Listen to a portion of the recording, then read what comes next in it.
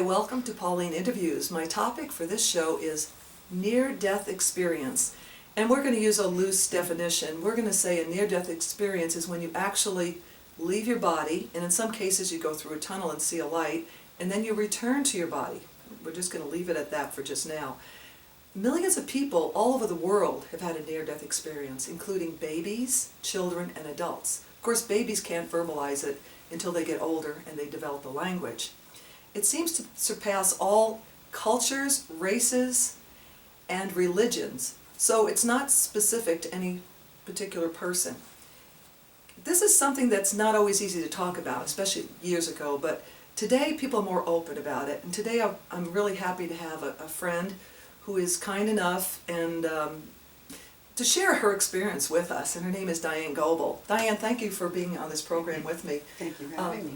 You're welcome, and I've talked to you before, so I know that you've had an experience that was quite incredible, and it takes a while to describe, so I'm going to defer to you right now and have you tell us what happened. Okay, well, we were whitewater river rafting, and we made a mistake that turned out to be costly because our raft got turned around backwards, which threw me out of the raft, and we were in a condition called a hydraulic. It's a keeper hole that anything that goes over these rocks gets caught in the water phenomenon and holds it in. So we ended up going down backwards, and I had been in the front, but now I was in the back and I got thrown out, so I was between the raft and the rocks, and somebody was holding on to my arm. Somebody's still in the raft. There were 4 of us. And I became very calm. I was panicked before because I was trying to grab on something in the slippery raft. I couldn't, but then somebody grabbed my arm. And I suddenly became very calm, and I realized that I was going to die. There was no question about it, and the only question was, how was I going to die? Was I going to continue to get beaten because the rocks and the water and the whole thing? And I realized that drowning would be the best way to go. And so when the water would push me up and pull me down, and it was this, and I could get a quick breath. So I got a quick breath and said, let go, and they did. And as soon as they did, I breathed in the water because I wanted to die, not wanting to continue to get pummeled. And what happened was everything went black, which is what I expected because I was agnostic or atheistic at the time. I had no belief in anything after or anything like that. So everything went black, and then it was as if I had just closed my eyes and opened them again, and this time I was above, looking down at what was happening below. So we're in the middle of a forest. Forest on both sides of the river, and trees, I don't know, 50 feet high, and I'm up above this looking down and watching the commotion of the people. There are 2 men still in the raft, and other people came running back up that had gone down before us to find out why all our things were floating down the river. And one of them was my husband, and he got to where we were and stood out on a rock. And my thought was, oh, he's going to try to jump in and save me. Well, that's silly. I'm up here. He can't save me. Did you know you were dead at that point? No, it didn't. That didn't dawn. It didn't seem weird that that I was up there looking down. That's what was happening. And with that thought, I was suddenly next to him, and I put my hand out to stop him from jumping in the river, and realized I didn't have a hand, and I couldn't stop him. And with that, it was like, oh my God, I'm dead. That was the first time you realized you had died. Otherwise, you were consciousness observing. Yeah, I was totally aware of what was happening. I could hear everything that was going on, and the roar of the water, and they were shouting, and they couldn't really understand each other. So my body was not visible to anybody. Everybody was looking for my body. Now, I'd always been a water person, so I didn't have any fear of the water.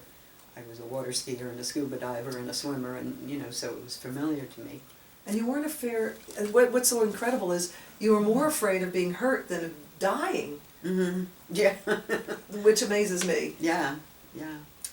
So with that thought, I was pulled away from there and went through what they call a tunnel. I didn't see it as a tunnel.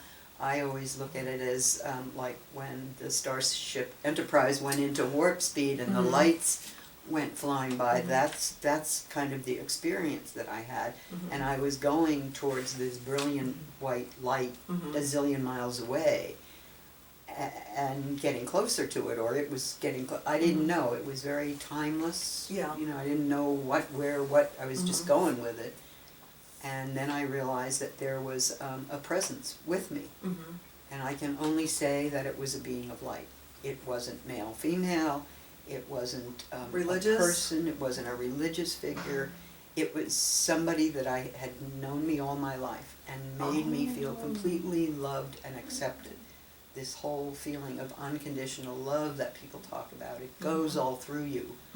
And it's like, you know, feeling the comfort of being rocked in mommy's arms or something like that. Even more than that. It was more than anything that I've experienced on earth. I was 30 at the time this happened, so married, had 3 children, and you know, so I had experienced love, but not love like this. Yes. This is just, there are no words, ineffable, as they say. Did you want to stay in that love?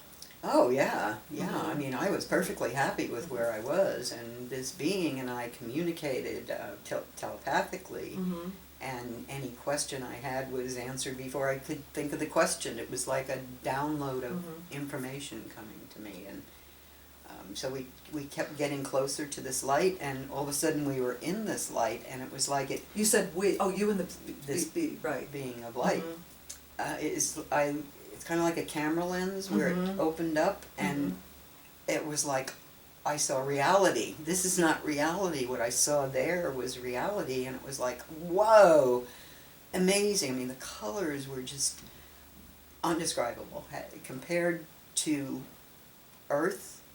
Beauty, it's black and white, it's drab. When you see it on the other side, it's like, wow, you know, it's just amazing. And so we traveled to various places. Things were explained, information was given to me, I understood how it all works. I had... You'd be giving knowledge. Yeah, knowledge about why we're here, what it is to be human, what all that means, why we're here, what we're striving for. All of that information was given to me and shown to me. I saw beings. They weren't human beings, but they were individualized. They felt souls. good. I don't know. You know, I don't know. Did you recognize anybody? Because sometimes people say they're relatives or. Yeah. No, I didn't recognize anybody that I would say was a religious figure or my grandmother. Maybe because you were an atheist too, because I've read that sometimes a person will see it and they will think it's Jesus or Mohammed. Yeah, but even people who aren't religious may see Jesus.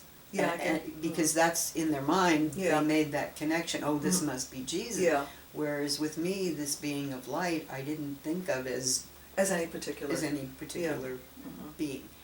It may have even been my soul, and we were in the process Your of higher merging. self. Yeah.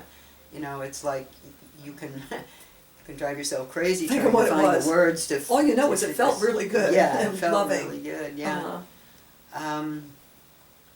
And so many things happened, and I won't go into all of the details. But at the end, we were traveling towards this. It looked like a cluster of crystals, and as we got closer, it got bigger. And so by the time we got up to it, you couldn't even see the top of it. And we're at the base of one of these crystal structures, and we were talking or communicating about whether I wanted to go back. And no, no, thank you. I like it here, and this is wonderful. And no, I don't want to go back.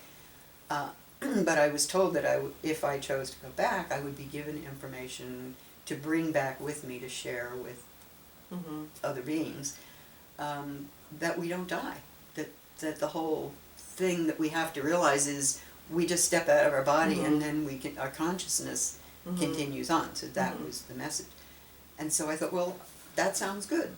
And as soon as I thought that, even without saying yes or no, I was pulled into this building. And not building, I don't know what it was, but I spiraled up through it because it was conical shaped. It came to a point at the top.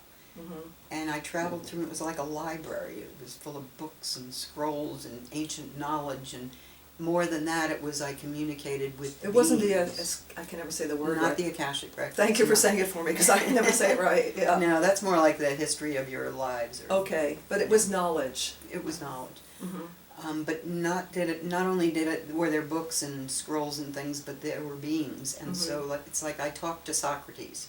I talked to Aristotle. I got all this information from them as I'm flying. No, how did you know it was Aristotle and Socrates? Because it relates to what happened to me later when Oh, I went okay. back to school, and it was Oh. like, Oh, okay, so we chatted before. we need to take note of this, because in part 2 and 3, we're going to discuss more of what this all means. Yeah. Okay. So I'm getting up towards the top, and I'm thinking, okay, now what's going to happen when I get to the top? And all of a sudden I did, and it just burst into like shards of broken glass, different colors, and just Wow. sparkling all around me. And at the exact same instant, my head popped out of the water in the river. So somehow I had gotten out from under the raft, gone through the rapids, over the rocks and the trees and the tumultuous water, and reached the calm pool, completely oblivious to any of that. I didn't have any feeling of struggling, trying to breathe, trying to swim, trying to avoid the trees and the rocks, and all of a sudden I was just there. Fully awake, fully conscious, didn't need resuscitation, which is good because we were in the middle of nowhere. Yeah. And this is 1971. Right. No cell phones. Yeah. So we couldn't have gotten help if we Yeah. had needed it. And my husband said years later, when I asked, so what did I say? What was the first thing I said? And he said, you'd been somewhere else. Those are the only words I could find to describe it back then, because I had never heard of anything like this or anybody who it happened to. And, it was years later before Dr. Moody wrote his book, Life After Life, that defined near-death experience, and I had no idea really until like 15 years later. Yeah, that's what I wanted to ask you about is, I was listening to some of the things you said, and there are typical elements to near-death experience. One is floating, and you did feel the floating. And the other one was, you said it wasn't actually a tunnel, but you felt like, that was a great descriptor, warp speed of Star Trek. And the other one was the being in the light and being greeted. I'm just going down my list here. And then you didn't quite have a life review, but you received... Yeah, just the feeling that I was completely accepted. So I didn't need to have a life review, and I later realized that I was like called back for a reason, and I didn't need it wasn't because I needed a life review, which many people do have. Yeah. But I was there on a specific I needed mission. A course correction is what I like to call it. Right, so perhaps like you said, and you didn't want to actually return. You said you liked it there, you wanted to stay there. So you have hit most of the elements, and the other one was a warped sense of time. You said there was no sense. No time. Because it could have been 5 minutes, 10 minutes on Earth time, but I was gone 1,000 years for all of the things that happened to me. It couldn't have happened in 10 minutes. And then we're going to wrap this up pretty soon and talk about a few other things. And so, upset. So were you upset about being back in your body when you came back in your body? I was in such a state of confusion because I didn't know what had happened, and it was very difficult for me to talk about it. Well, that's going to be part 2. We're going to talk about what happened after you got back in your body and how you integrated all these experiences. And the one thing that you pointed out was that, and which is about near-death experience, is that people, the big thing is that after they have this, they don't realize that they're not dead. Their consciousness still survives. So I want to thank you for watching Pauline Interviews, and I've been talking to Diane Goble. We've been talking about near-death experience, and in part 2 we're going to talk about how Diane integrated all this near-death experience into her current life and how it changed her life. Thank you for watching Pauline Interviews.